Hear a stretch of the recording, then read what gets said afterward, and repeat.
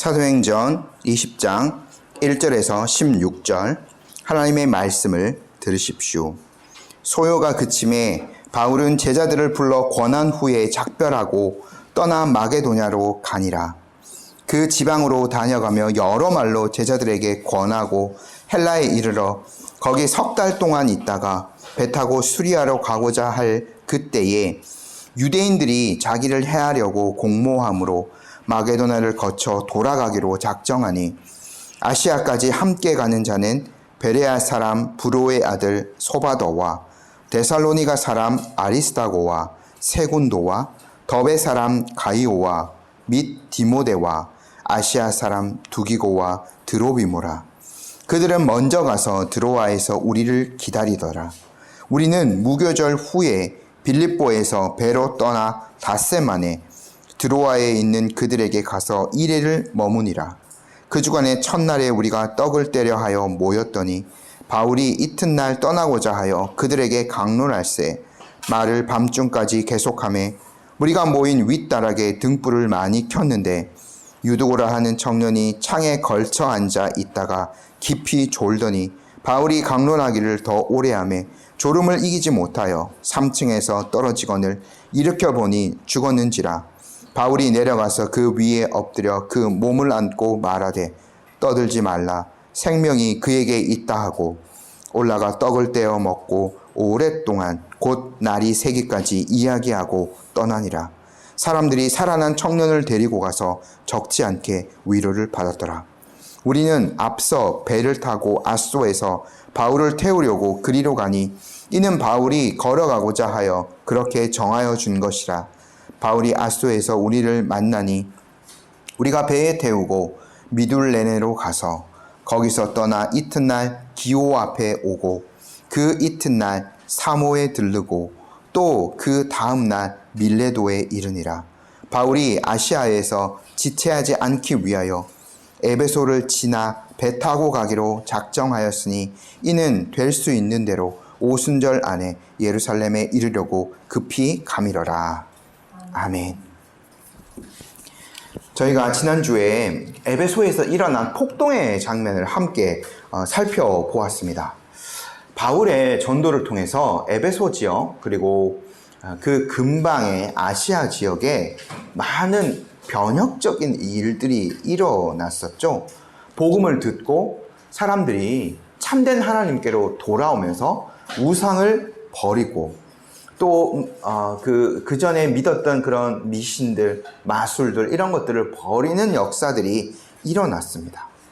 근데 이러한 일들이 일어나니까 원래 우상의 형상을 만들어서 그것들이 사람들을 지켜준다라고 하면서 팔던, 그렇게 해서 경제적인 이득을 취하던 은장색들은 경제적인 위기에 처하게 되었죠. 그래서 이 일을 우리들이 두고 볼 수 없다라고 하여서 그 은장색들의 대표격인 데메드리오가 나서게 되었습니다. 그는 원래는 사실은 경제적인 이유가 가장 큰 것으로 보이지만 그러나 많은 에베소 사람들을 그 자기들의 시위에 끌어들이기 위해서 명분을 더 갖추는 이야기를 하게 되죠. 바울 때문에 에베소 도시와 그 도시의 우상인 아데미의 위엄까지 손상될 위기에 처하였다라고 하면서 사람들은 선동하였습니다. 이 에베소 사람들은 민족적인 정서들, 또 지역적인 정서, 거기다가 그들이 원래 가지고 아데미를 섬겼던 그들의 종교성, 그리고 돈 문제까지 다 더해져서 그 문제에 급속도로 흥분을 하게 되죠. 그래서 사람들이 바울의 동역자인 가이오와 아리스다고를 붙들어서 연극장까지 데리고 갔습니다. 거기서 몇 시간 동안이나 크다 에베소 사람의 아데미여라는 말을 외쳤죠. 바울이 어떻게 그 일을 해결해 보고자 해서 그 연극장 안으로 들어가고자 했으나 바울의 동역자들이 그를 말렸습니다. 일이 더 커질 위험이 있기 때문이었죠. 근데 그 문제는 그 에베소 지방의 행정관이었던 서기장이 나서서 해결하게 되었습니다. 서기장이 무리를 진정시키고 여러 가지 말들을 해서 그들을 해산시키죠.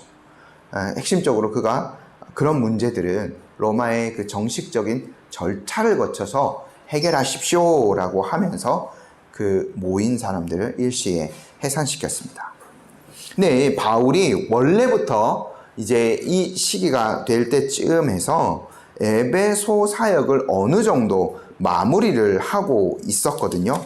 저희가 19장 21절을 다시 보면 바울이 이거는 이제 그 시위 전에 마술사들이 뭐 불을 태우고 하는 그 어떤 도시의 놀라운 변화를 보고 난 다음에 이제 돌아갈 것을, 예루살렘에 돌아갈 것을 작정했죠. 마게도냐와 아가야를 거쳐서 바울이 이런 계획들을 하고 있는 거 오늘 그대로 이제 실천이 됩니다. 오늘 그 장면들을 보는 거죠. 그래서 이제 예루살렘에 가기로 작정하고 오순절 전에 예루살렘에 도착하여서 선교 보고를 한 다음에 이제 어떻게 보면 4차 전도 여행을 계획하고 있었던 거죠. 로마로 갈 4차 전도 여행을 이미 계획을 하고 있었습니다. 그렇게 해서 이제 바울이 디모데와 에라스도 두 사람을 미리 마게도냐로 보내 놓았죠. 근데 지금 이제 그 시기에 바울이 이제 미리 디모데와 에라스도를 보내고 이제 정리를 하려던 그 시점에서 그 에베소의 그 은장색들을 중심으로 한 폭동이 일어나게 된 거죠. 아마 바울은 이제 이러한 것을 하나님의 뜻으로 생각하고 서둘러서 이제 에베소를 떠나게 됩니다. 1절 말씀 저희가 함께 읽어볼게요. 소요가 그침에 바울은 제자들을 불러 권한 후에 작별하고 떠나 마게도냐로 가니라. 바울은요, 이 제자들을 불러서 에베소 교회의 사역을 부탁하였을 겁니다. 에베소뿐만 아니라 그 근처 지역에 여러 교회들이 소아시아 지역에 개척이 되었거든요. 그렇게 해서 이제 바울이 그 아마 제자들을 중심으로 교회의 지도자들을 세웠을 것으로 보입니다. 그 사람들을 저희가 이제 다음 주에는 선교사님 모셔 설교하고 그 다음 주에 바울이 그들을 불러서 그 교회의 장로들을 불러서 마지막으로 고별 설교하는 장면이 나오거든요. 근데 이제 보면 바울이 이제 이때에 많은 지도자들을 세웠을 것으로 저희가 볼 수 있는 거죠. 그 사람들에게 믿음의 권면들을 하고요. 바울은 이제 마게도냐로 떠나갑니다. 마게도냐 이제 공식적으로는 두 번째 방문하게 되는 거죠. 원래 2차 전도 여행에 그 하나님께서 그를 그쪽으로 보내셨기 때문에 실라와 디모데와 함께 빌립보, 저희가 기억해 보면 빌립보, 그리고 그 다음에 데살로니가, 그리고 베레아, 이 지역을 중심으로 마게도냐 지역에서 바울이 사역했습니다. 이제 다시 그쪽으로 건너가서 그 교회들을 굳게 하는 사역들을 바울이 이제 하기를 원한 거죠. 원래 바울이 이제 1차 전도 여행지를 돌아보고 2차 전도 여행지를 돌아보고 에베소로 이제 아마 그 보통 이제 자기의 계획이라면 그렇게 했을 건데 에베소 사역이 긴급하고 그쪽으로 빨리 가고자 했던 것이 있었기 때문에 2차 전도 여행지에 개척되었던 그 마게도냐의 교회들과 아가야 지역 고린도에 있는 교회들은 바울이 미처 돌아보지를 못했죠. 그래서 에베소에서 바로 예루살렘으로 가는 것이 아니라 마게도냐와 그 아가야 지역을 거쳐서 다시 예루살렘으로 갈 계획을 바울이 했던 겁니다. 근데 이제 이곳에서 바울이 다시 어떻게 제자들을 굳게 하였는지 이런 사역들은 아주 상세하게 기록되어져 있지는 않습니다. 누가는요, 아주 핵심적인 사역의 내용들만을 간략하게 기록해 놓았는데 그것이 2절, 3절입니다. 한번 저희가 읽어볼게요. 그 지방으로 다녀가 여러 말로 제자들에게 권하고 헬라에 이르러 거기 3달 동안 있다가 배 타고 수리아로 가고자 할 그때에 유대인들이 자기를 해하려고 돌아가기로 작정한. 지금 2, 3절 안에 아주 압축적으로 누가가 많은 정보들을 기록해 놓았어요. 근데 이제 우리가 바울의 사역들 두 번째 이제 마게도냐 지역으로 가서 또 아가야 지역으로 가서 바울이 주로 한 사역이 뭐였냐면 2절 말씀에 나오는 대로 말로 제자들을 권하는 사역이었어요. 근데 이 권한다라는 말은 뭐냐면 헬라어로 파라클레시스라는 단어인데 아마 이 단어는 헬라어가 저희를 잘 몰라도 많이 들어보셨을 것 같습니다.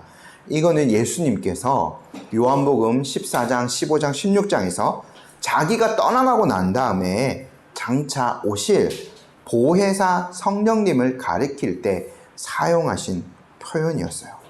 예수님께서 보혜사 성령님의 사역을 이렇게 말씀하시죠.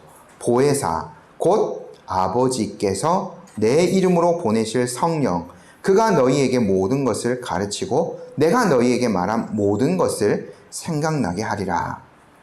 이 파라클레토스, 보혜사, 이 성령님은 예수님의 그 가르침을 생각나게 하는 그런 사역을 하십니다. 주님의 말씀을 가르치는 이러한 사역들을 하시는 분이 바로 보혜사 성령님이거든요. 그러니까 바울이 권한다라는 사역들, 그러니까 이 예수님이 그 성령의 사역에 대해서 주로 말씀하신 사역이 뭐냐면 성령님이 너희에게 그가 가르치실 것이다. 내 말을 가르치실 것이다. 그리고 내가 너희에게 말한 이미 가르쳐 주었던 것을 성령님께서 생각나게 하실 것이다 라고 예수님께서 말씀하셨거든요. 그러니까 성령님의 사실 주사역은 말씀 사역인 거예요. 그러니까 바울이요 지금 이 에베소를 떠나서 마게도냐 지역에 있는 그 성도들을 다시 만나고 아가야 지역에 있는 성도들을 다시 만나서 권하는 사역을 한다라는 것은 말씀으로 그들을 가르치고 격려하는 그 성령의 사역들을 그가 한다라는 거였어요. 그러니까 이제 지금 바울이 교회를 세운 모든 지역들마다 사실 박해가 있었어요. 박해가 없는 지역이 없었죠. 2차 전도 여행의 유럽 주로 이방인들이 살았던 그 빌립보 교회라든가 데살로니가 베레아 교회 모든 교회들에서 아주 극심한 박해가 있었습니다. 바울이 다시 가서 그들을 말씀으로 위로하고 흔들리지 않는 그들의 믿음이 흔들리지 않도록 확신을 심어주는 사역들을 바울이 한 거죠. 그리고 이제 석 달 동안 그렇게 이제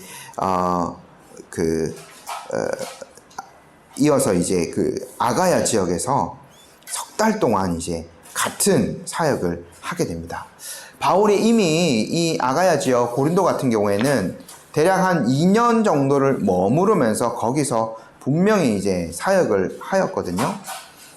지금 바울이 갔을 때는 저희가 이제 18장에서 그 보았던 아볼로가 이제 그 고린도 교회에서 아주 성실하게 주님의 사역들을 감당하고 있었을 겁니다.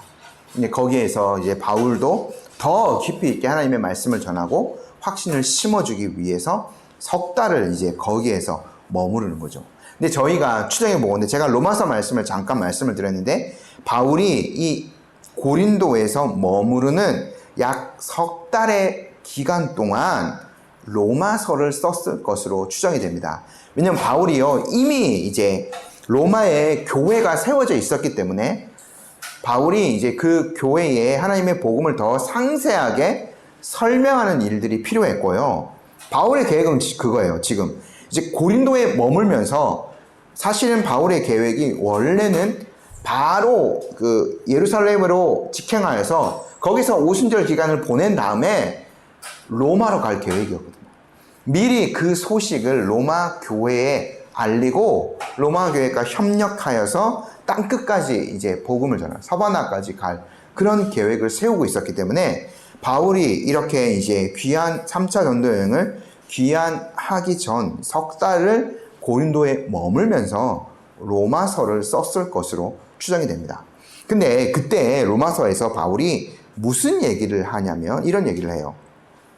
그러나 이제는 내가 로마서 15장 25, 26절입니다. 그러나 이제는 내가 성도를 섬기는 일로 예루살렘에 가노니 이는 마게도냐와 아가야 사람들이 예루살렘 성도 중 가난한 자들을 위하여 기쁘게 얼마를 연보하였습니다 라고 합니다.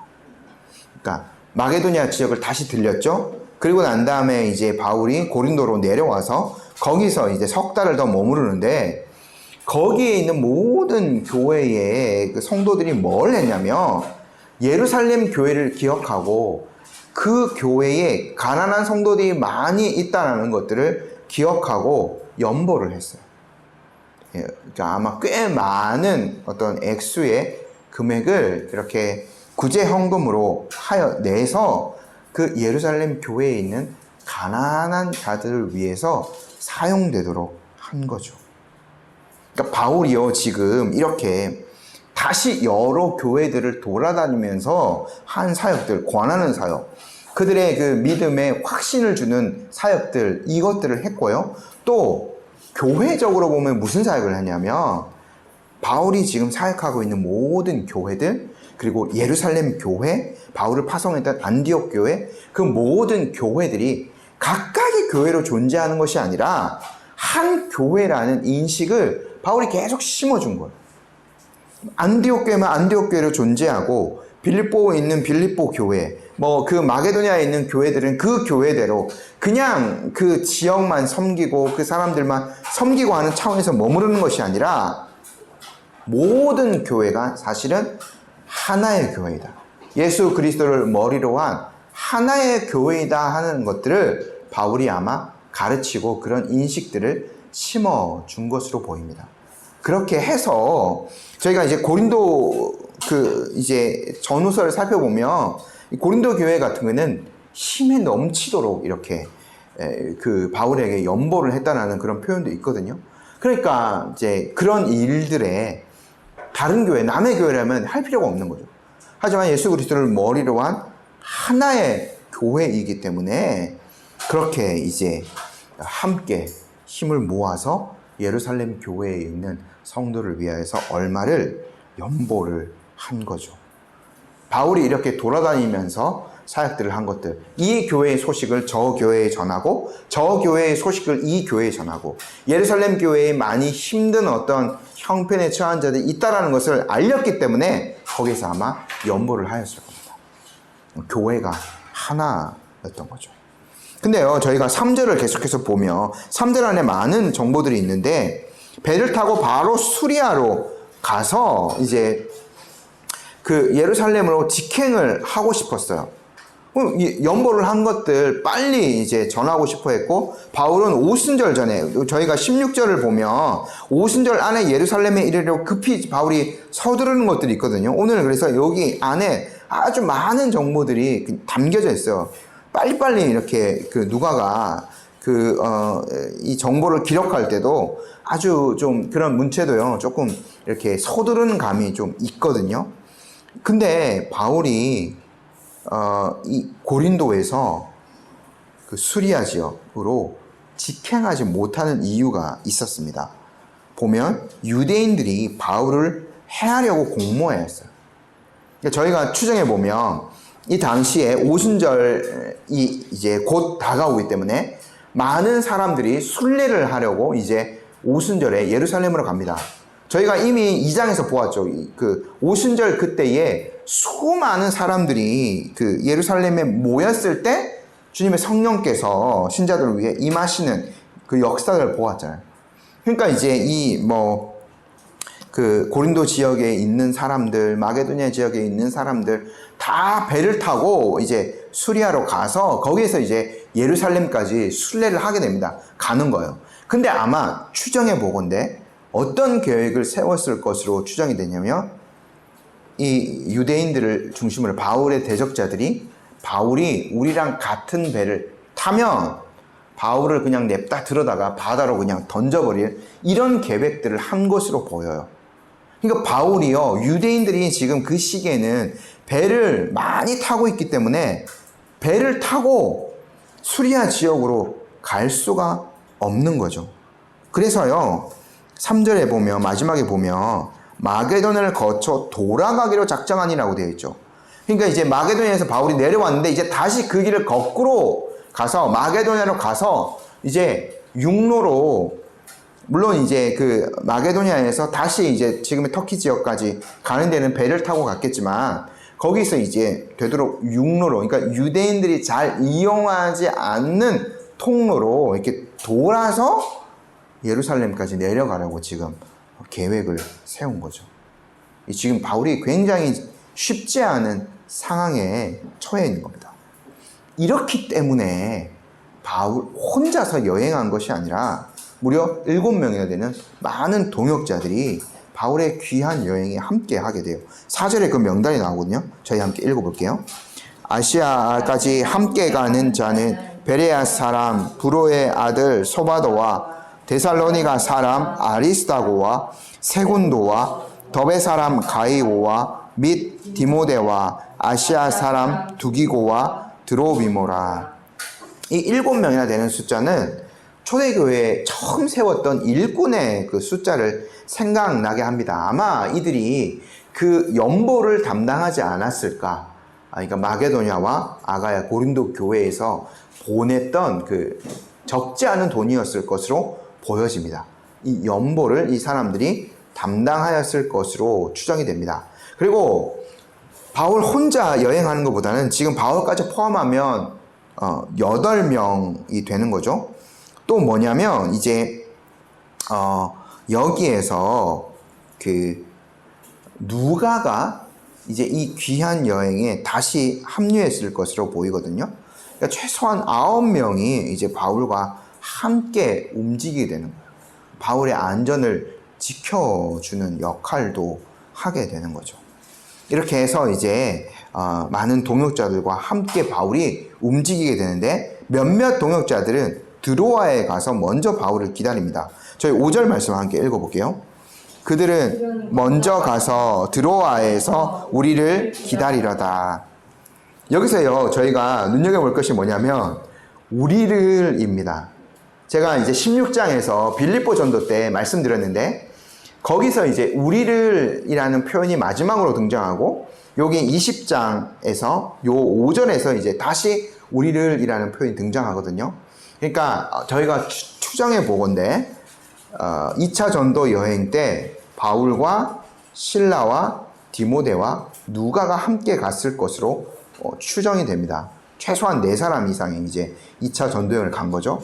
근데 이제 우리를이라는 표현이 빌립보 이후에는 등장하지 않는데 그래서 빌립보에 교회가 개척되어졌기 때문에 아마 다른 동역자들이 그 누가가 적합하다라는 생각을 해서 누가를 그 빌립보에 새로 세워진 교회니까 계속해서 주님의 말씀을 가르치고 양육한 어떤 사역자로 세워놓고 이제 그 다음 데살로니가부터 움직였을 것으로 저희가 추정이 돼요. 그 뒤에는 이제 누가가 등장하지 않거든요. 그런데 이제 바울이 다시 이제 빌립보를 거쳐서 반대길로 이제 2차 전도 여행과 반대길로 이제 귀환을 하고 있기 때문에 누가가 그때 이제 합류했을 것으로 보입니다.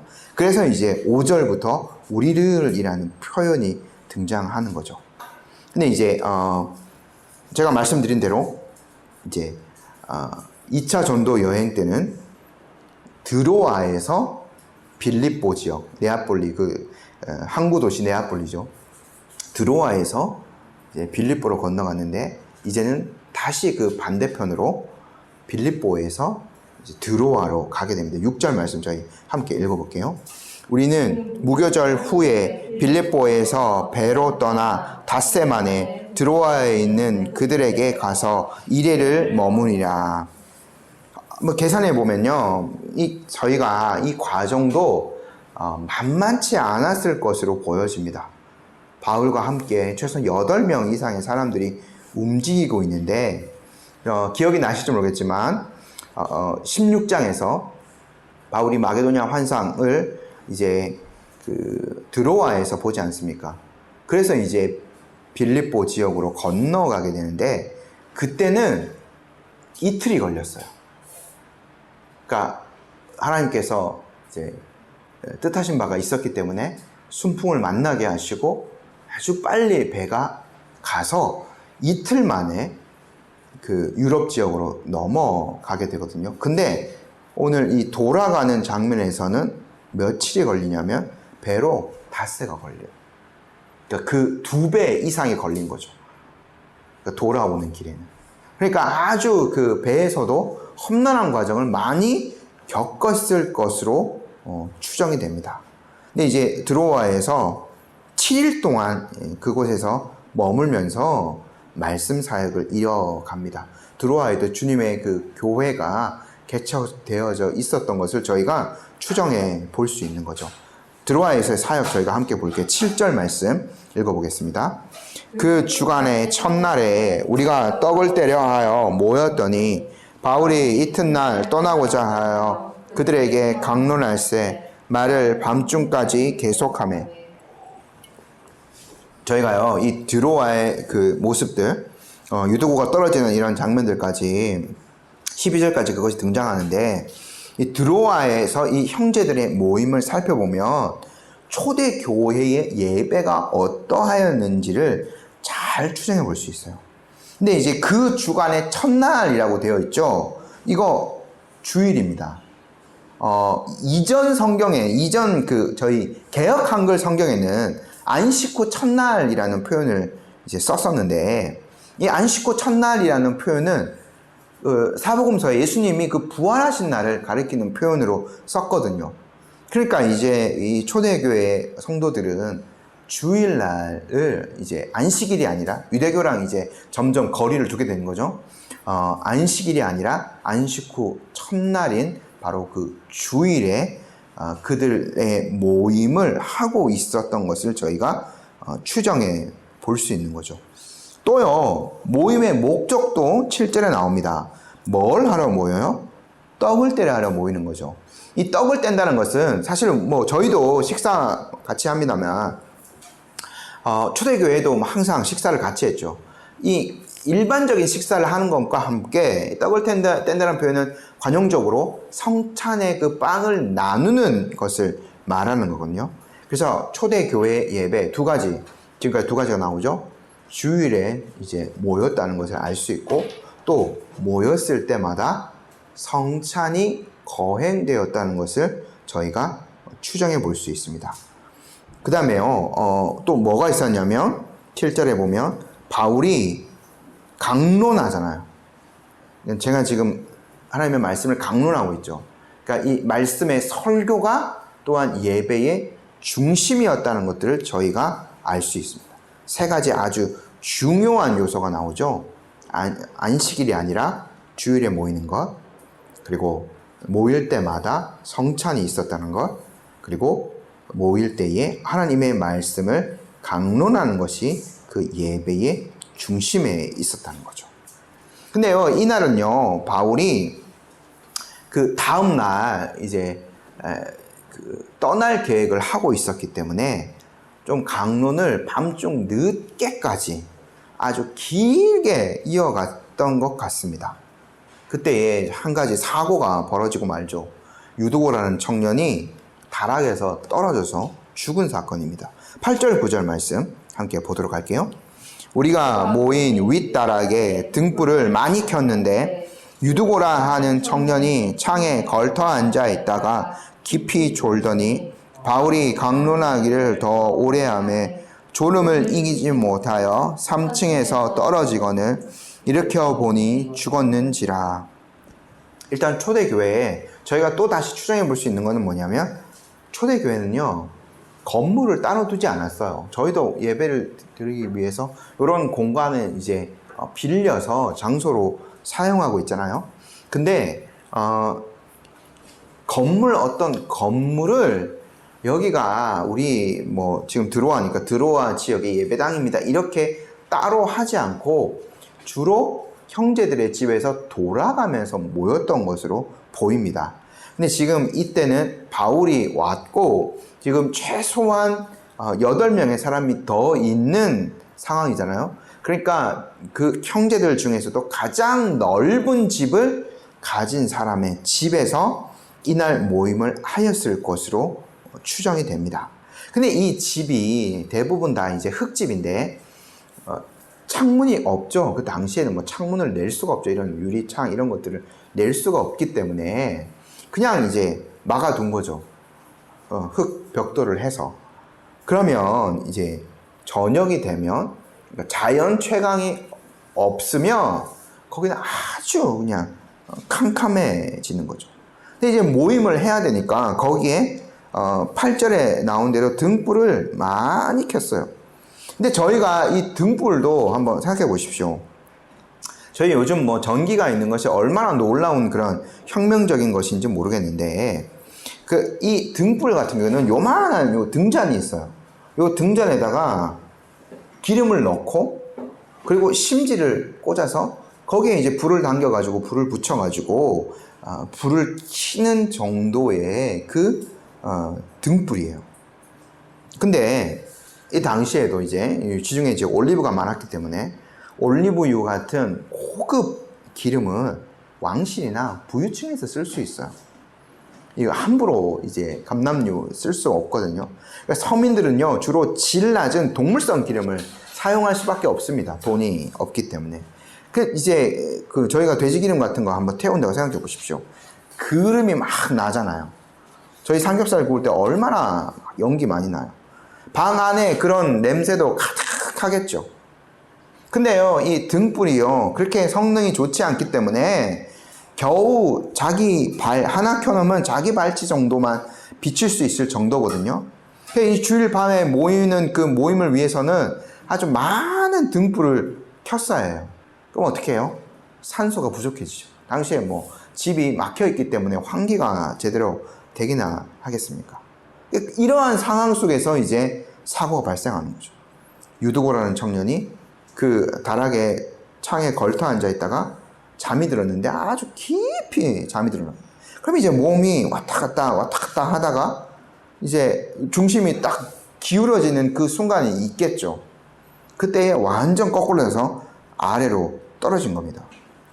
근데요, 저희가 그 예배 시간에 뭐 조는 것에 대해서 이렇게 한번 생각해 보면 그것은 여러 가지 이유들이 있을 수 있습니다. 되도록 우리가 예배 시간에 졸지 않는 것이 합당한 거죠. 주로 뭐 예배 시간에 이제 생각이 산만해져서 저희 같은 경우에는 이제 많이 잠에 빠지기도 하는데, 지금 이 상황 같은 경우에는 어쩔 수 없는 사고라고 보는 것이 맞는 것 같아요. 이 유두고라는 사람이 노동자이거나 아니면은 그 노예라고 추정이 되거든요. 그러니까 이제 저희가 그 12절에 청년이라는 요 표현이 그것을 나타내는 표현입니다. 부잣집 청년이 아니라 노동자이거나 노예를 나타내는 표현이에요. 그러니까 이 유두고가 신앙이 있으니까 이 주일날 그 오후에 시작하는 이 모임, 이 저녁에 시작하는 이 모임을 참석하기 위해서 하루 종일 열심히 일했을 것으로 보여져요. 저희가 낮잠 시간 제가 설명을 들었죠. 그 바울이 이제 에베소에서 낮잠 시간에 그 두란노 서원에서 한 거예요. 만약에 하루치 무엇인가 주인이 노예에게 너 오늘 여기부터 여기까지 일 다 해놔 라고 말했으면 유두고가 그 모임을 가기 위해서 아마 낮잠도 자지 않고 그 할당량을, 하루에 해야 했던 할당량을 다 했을 수도 있습니다. 빨리 마치면 빨리 그 모임에 참석할 수 있습니다. 그러니까 하루 종일 수고하면서 애쓴 상태에서 이 예배 모임에 참석했을 것으로 보여지는 거죠. 그래서 그곳에서 이제 성찬에 떡을 떼면서 주님의 은혜를 누리고 하나님의 말씀을 듣고 이러한 것들을 하기 위해서 온 거예요. 정말 어떻게 보면 귀하다고 할 수 있는 거죠. 그렇기 때문에 사람들이 유두고가 떨어졌을 때 누구도 그를 막 비난하거나 바울도 심지어 그를 살려고 난 다음에 그런 말 나무라지 않습니다. 그러니까 충분히 납득이 가능한 상황이었다는 거죠. 근데요, 이 기록을 지금 의사인 누가가 하고 있는 거잖아요. 근데 누가가요, 그 8절에 보면 일으켜보니 죽었는지라 라고 딱 표현을 했거든요. 이게 지금 누가의 의학적인 판단이에요. 그러니까 떨어져서요, 잠시 기절을 한 정도가 아니라 정말 숨이 끊어졌던 것을 누가가 확인한 거죠. 하지만 바울은 다른 생각을 가지고 있었습니다. 10절 말씀 저희 함께 읽어볼게요. 바울이 내려가서 그 위에 엎드려 그 몸을 안고 말하되 떠들지 말라, 생명이 그에게 있다 하고. 이 장면 혹시 기억이 나시나요? 구약의 두 가지 장면 기억나죠? 엘리야와 엘리사. 엘리야가요, 사르밧 과부의 아들을 살렸고 엘리사는 수넴 여인의 아들을 살리는데 마치 비슷하게 바울이 지금 그를 감싸 안고는 그가 살아있다라고 말하고 있죠. 이것은요, 유두고가 잠시 기절했는데 바울이 안아서 힘을 줘가지고 기절한 거 깨우는 것이 아니라 죽었던 유두고를 분명히 엘리야나 엘리사처럼 살렸던 것으로 저희가 봐야 됩니다. 하나님께서 바울을 통해서 그러한 이적을 일으키시고 그로 말미암아 유두고가 살아난 거죠. 이런 엄청난 기적이 있었지만 모임은 이내 곧 평온을 되찾고 끝까지 이제 잘 마무리되게 됩니다. 11절 12절 저희가 함께 읽어볼게요. 올라가 떡을 떼어 먹고 오랫동안 곧 날이 새기까지 이야기하고 떠나니라. 사람들이 살아난 청년을 데리고 가서 적지 않게 위로를 받았더라.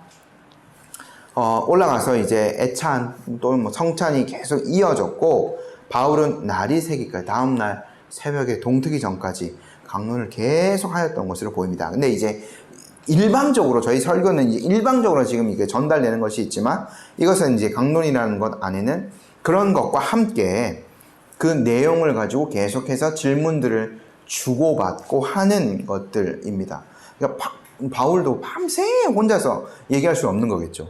그래서 이제 주님의 말씀을 가르치고 또 이야기를 듣고 주고받고 하는 이 강론들을 날이 새기까지 이제 한 거죠. 많은 사람들이 유독을 통해서 또 이 모임을 통해서 적지 않게 위로를 받았어요. 바울의 강론을 통해서는 하나님 나라에 대한 것, 그 말씀 귀로 들었죠. 그 은혜를 누렸습니다. 또 유도고가 살아난 것으로 인해서 실제로 들었던 그 하나님의 말씀이 이렇게 역사하고 있다라는 것을 사람들이 목도하였어요. 아, 하나님은 정말 말로만 죽은 자를 살리시는 능력의 하나님이다 라고 한 것이 아니라 실제로 그 능력을 갖고 계신 분임을 이 모임에서, 드로아의 모임에서 사람들이 확인하게 된 거죠. 실로요, 우리가 복음이요, 영적인 생명을 반드시 줍니다. 그러나 그 생명이 영적인 것에만 국한되는 것이 아닙니다. 전인의 구원이 우리에게 보장되어 있어요. 그래서 복음을 듣고 믿고 확신하는 사람은 반드시 이 죽을 몸에서 벗어나서 부활하신 그 육체를 입을 날이 오는 거죠. 그러니까 영혼과 육체의 이 구원 모두를 하나님께서 약속하여 주신 겁니다. 저희가 또 이것을 통해서 한 가지 확인할 수 있는 것이 뭐냐면 바울의 사도성이 더 확립되었다는 거예요. 사도행전 9장에서 베드로가 다비다 또는 뭐 도르가라고 하는 그 구제를 많이 했던 여인을 살린 일이 있었죠. 베드로의 그 자신의 능력이 아니라 그 하나님께서, 예수님께서 사도인 베드로에게 주신 능력인 거죠. 그것을 통하여서 베드로가 사도이다. 그 사도는 어떠한 사역을 한다는 것들이 잘 알려졌습니다. 바울도 마찬가지인 거죠. 하나님께서 주님의 복음을 전하게 하시고 또 교회를 최초로 이 땅에 세우는 역할들의 중심으로 사도들을 세우셨거든요. 그래서 바울이요, 이 에베소 사람들에게 보낸 에베소서에서 그 사도와 선지자들의 터 위에 세움을 입었다, 교회가. 이렇게 얘기하는 거거든요. 그러니까 사도의 아주 특별한 그 은혜가 있는 그룹입니다. 그러니까 말씀의 사역들을 할 수 있고요. 또 이런 능력들을 행할 수 있는 그것들이 예수님으로부터 직접 주어졌기 때문에 사도들이 그러한 능력들을 행할 수 있었던 거죠. 아마 바울의 이런 사역들을 통하여서 이 바울의 사도성이 더 확립되어지고 많은 그 형제들의 믿음이 더욱더 굳건하여졌을 것으로 저희가 추정해 볼 수 있는 거죠.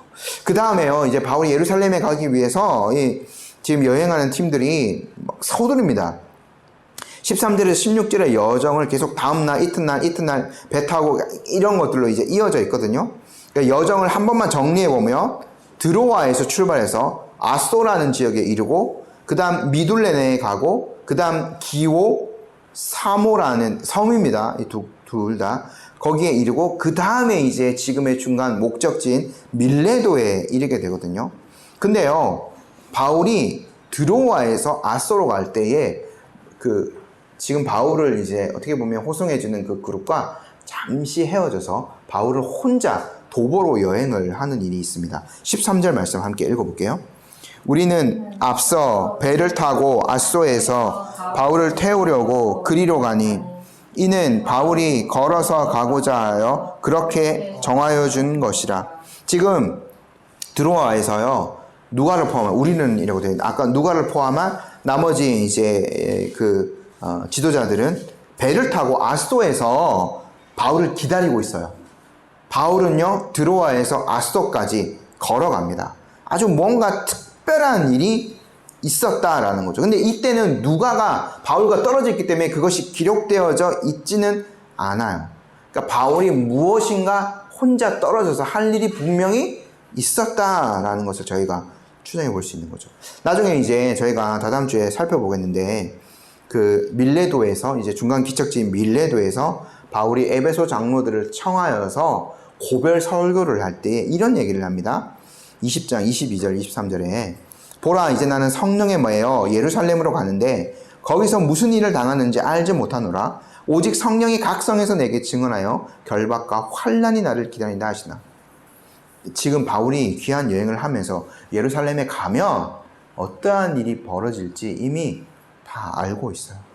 지금 아까 직접 배를 타고 가지 못했죠. 배 타면 바울 사람들이 던져서 죽여버리려고 생각하고 있었기 때문에.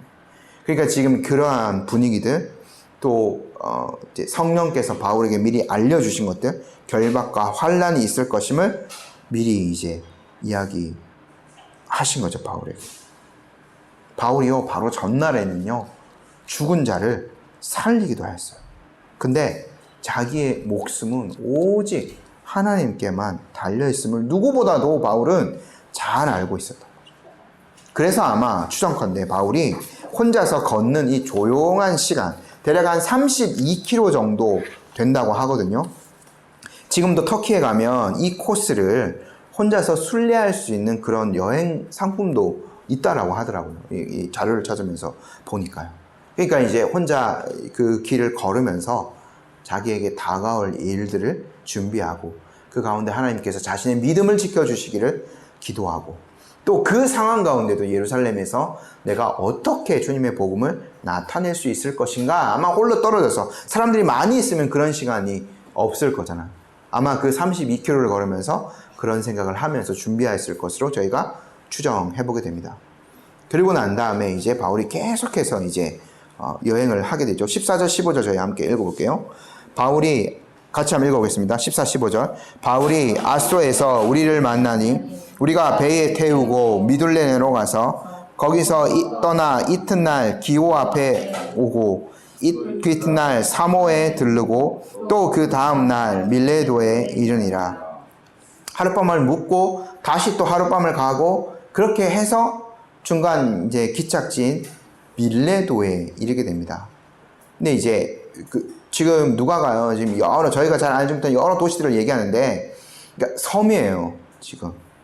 그러니까 지금 바울이요, 일부러 에베소를 거치지 않고 그 섬 쪽으로 해서, 바닷가 쪽으로 해서, 그러니까 지금 이제 에베소가 여기에 있다고 치면, 여기가 육지고 에베소가 여기 있다고 치면 여기에 이제 섬들이 있는 거예요. 바울이 일부러 이 길을 택해서요, 에베소를 지나서 이제 밀레도, 에베소 밑에 있는 도시거든요. 그까지 이제 가는 거죠. 바닷가 쪽으로 일부러 붙어서 여행을 한 거예요. 에베소에 들리지 않고요. 그러니까 이제 에베소에는 이미 충분히 사역을 했고, 거기에는 지금 바울이 이런 폭동 이후에 한 것이기 때문에 분명히 신분의 위협이 있을 수 있죠. 거기에 가면 지체할 수 있다고 생각했기 때문에 바울이 그래서 일부러 에베소를 거치지 않고 섬들 루트를 해서 이제 에베소 밑에 있는 조그만 도시인 밀레도까지 이르게 된 겁니다. 16절 저희가 함께 읽어볼게요. 바울이 아시아에서 지체하지 않기 위하여 에베소를 지나 배 타고 가기로 작정하였으니 이는 될 수 있는 대로 오순절 안에 예루살렘에 이르려고 급히 감이라. 바울이 이제 에베소에 머무르기 쉽지 않았다는 것을 저희가 볼 수 있죠. 거기에 있으면 시간을 지체할 수 있기 때문에. 그래서 이제 바울은 바쁜 일정을 지체하지 않기 위해서 일부러 이제 에베소를 지나쳐서 밀레도에 이르게 된 것으로 보입니다. 이제 거기에서 다시는 바울이 이제 그것들을 직감하고 있었기 때문에 다시는 에베소 장로들, 에베소 교회 성도들과 직접 대면하여서 이제는 이야기할 수 없는 것이기 때문에 마지막으로 이제 그들을 불러서 고별 설교를 하게 되죠. 사도행전에서 가장 이제 감동적인 부분이 그 다음에 이제 저희가 보게 될 부분입니다. 근데 저희가 한 3가지 정도 오늘 또 적용점을 말씀드리고 마무리하려고 하는데, 오늘 그 지금 바울의 이제 귀한 사역들을 보면서 사실은 이 모든 사역들이 다 교회를 위한 사역들이었고, 어떻게 교회를 섬겨야 되는가를 우리가 이것을 통해서 잘 배울 수 있습니다. 첫 번째, 바울은요, 하나님의 말씀을 가지고 사역하는 말씀의 사역자였어요.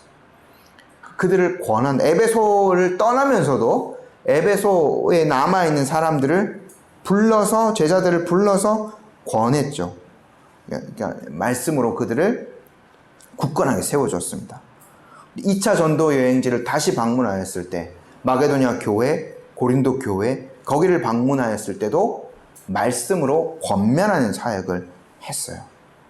그러니까 오직 하나님께서 이 말씀을 통하여서 교회와 성도 개개인을 굳건하게 세우시고 그들을 변화시킨다는 일관된 믿음을 바울이 갖고 있었기 때문에 말씀 사역에 집중한 거죠. 그래서 사도행전에서 바울을 비롯한 사도들이 가장 두드러지게 했던 사역은 이적 일으키고 뭐 다른 사역들을 하는 것이 아니라 주님의 말씀을 가르치는 사역이었어요. 이것이 이제 저희가 배워야 될 바인 거죠. 제가 교회에서 직분상으로 말씀을 가르치는 사역을 담당하는 사역자입니다만, 제가 물론 첫 번째로는 그것을 본받아야 되겠고, 저희도 마찬가지입니다. 가정에서 자녀를 양육할 때 복음을 전하거나 우리 이웃과 함께 말씀을 나누거나 교회의 모든 다른 사역들도 마찬가지죠. 하나님의 말씀이 그 중심이 되어야 돼요. 하나님을 잘 섬길 수 있는 것, 하나님의 말씀을 따라서 하나님을 섬기게 되는 거죠. 그래서 교회에서 항상 모일 때마다 하나님의 말씀을 배우고 하나님의 뜻을 새기면서 그렇게 이제 교회를 세워가야 되는 거죠. 두 번째 보면 바울이 귀환할 때 여러 사람들이 함께 하였던 것들 제가 말씀드렸습니다. 추정컨대 마게도냐 교회, 고린도 교회가 보냈던 연보 때문일 것이라고 말씀을 드렸습니다. 그 사람들이 바울을 보호하고 구제금을 잘 간수하여서 예루살렘 교회에 전달하는 역할들을 하게 되는 거죠. 말씀드렸던 대로 주님의 교회는요, 하나였어요. 여러 지역, 예루살렘, 유대 지역이죠. 그리고 아시아 지역, 에베소 근방을 한 아시아 지역의 그 교회들이 있었죠. 유럽으로 넘어가서 마게도냐, 고린도, 심지어 바울이 편지를 보낸 로마까지 교회가 전역에 흩어져 있었어요.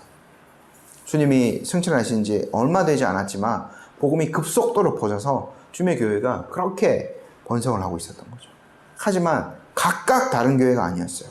하나인 교회였죠. 그래서 한 교회가 어려움을 겪으면 다른 교회도 같이 어려움을 겪는 거예요. 마게도냐 교회와 아가야 교회가 예루살렘 교회 성도들, 가난한 성도들의 그 어려운 형편을 그래서 그냥 지나치지 않았던 겁니다. 힘을 다하여서 그들에게 위해서 구제하고 그들을 위한 연보를 내놓았던 거죠. 이것이 교회가 하나이다는 증거이고 하나이기 때문에 이런 사역들을 하는 거죠. 저희 교회도 마찬가지입니다. 저희 교회가 뭐 특별한 일이 있어서 한 2달 정도 좀 구제를 많이 한 것들이 있었습니다. 근데 이제 뭐 하나님의 은혜이죠. 우리가 그런 통로를 쓰임 받는다는 것이 은혜죠. 근데 우리가 있어서가 아니라 우리 교회도 더 많은 교회들로부터 계속해서 사랑을 받고 있죠. 이것은요, 다른 교회가 아니라 우리가 한 교회이기 때문에, 한 믿음을 갖고 있고 한 주님을 섬기고 있기 때문에 우리가 도움을 받고 또 흘려보내고 이렇게 할 수 있는 거죠. 또 세 번째, 우리가 초대교회 그 예배를 추적해 보았습니다. 드로아의 바울의 사역을 통해서 주일에 모인다는 것, 하나님의 말씀이 중심이 된다는 것, 성찬에 떡을 뗀다는 것, 거기에 또 성도의 교제와 사랑이 있다는 것들 저희가 함께 보았죠. 예배 시에 강론하는 것은 들려지는 하나님의 말씀이고요. 성찬은 눈으로 보여지는 하나님의 말씀입니다. 이런 것들을 통해서 교회가 성장을 하는 거죠. 이 은혜의 통로, 하나님의 말씀, 성례를 통해서 성도의 믿음이 자라가고 교회의 믿음이 자라갑니다. 그래서 우리가 이것들을 굉장히 소중하게 여기고 성찬이 잘 집례되어지고 또 하나님의 말씀이 올바르게 우리 안에서 선포되어질 수 있도록 함께 노력을 해야 되는 거죠. 주님의 교회가 이 초대 교회부터 계속해서 지금 2000년까지 겉모양은 많이 변했을지라도 하지만 그 안에 담겨져 있는 예배의 정신은 동일한 거죠. 우리가 귀한 것들을 물려받은 대로 이것들을 잘 간수하고 전수해줄 의무가 있습니다. 하나님의 복음으로 계속해서 교회들이 성장해 가고 있다는 것들을 저희가 잘 보았죠. 우리 지금 이 시대에 책임감을 가지고 또 저희들이 주님의 교회를 세워가고 또 다른 우리 자녀들에게 또 다른 세대를 넘어서 교회가 잘 유지되고 보존될 수 있도록 해야 될 의무들이 저에게 주어졌습니다. 이런 사역들을 잘 감당하는 저희와 저희 교회 되었으면 좋겠습니다. 아멘. 잠시 기도하겠습니다.